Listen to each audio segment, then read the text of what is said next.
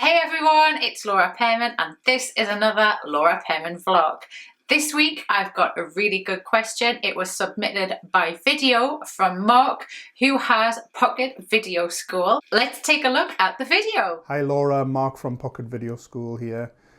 Question for you today is, when you have a client who is uncomfortable on camera because they have a facial disfigurement, for instance like Katie Piper, or if you've got a physical ailment like myself, how do you get them feeling comfortable on camera to actually do your headshots? So I just want some insider knowledge, shall we say, in how you would actually put them at ease, make them feel good about themselves and capture the essence of who they are and not necessarily what they look like, if that makes sense.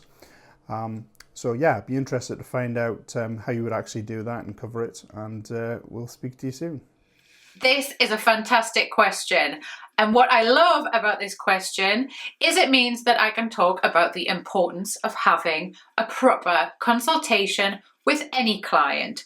So whenever I do a consultation with a client before we do their headshots, I get to know about them, I get to know about any insecurities that they have in front of the camera, and I can find out the way that they prefer to work with a camera if they have disfigurement, disabilities, or any specific needs that they want to talk about before we even take a camera out of the bag.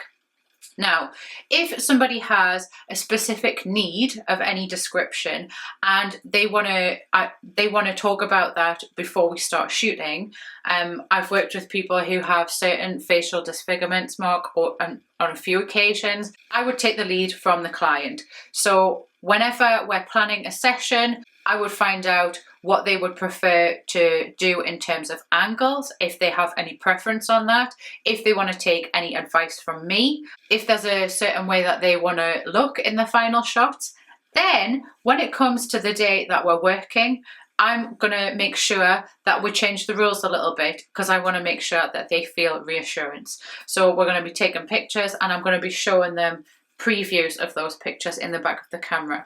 This isn't something that I do a lot when I'm working with clients because I feel like it slows down the rhythm of the session. But in this particular instance, if a client feels particularly uncomfortable, like you've said that you do in your video, I want to make sure that I'm going to be reassuring them and checking that they're happy. So if we were working together, I'm going to be showing you some stills that we're shooting and asking you how happy you are. If you feel like I'm working in a way that you're happy, or if you feel like I'm not quite getting it. And if I'm not quite getting it, how am I not quite getting it? And then we can continue to work in a better rhythm.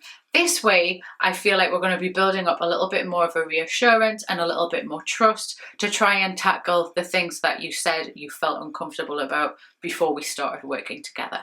So it's all about building trust around a specific type of a need.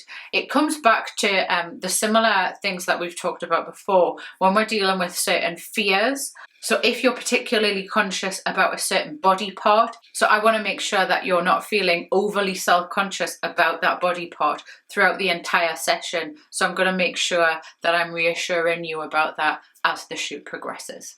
So I hope that that answers your question today.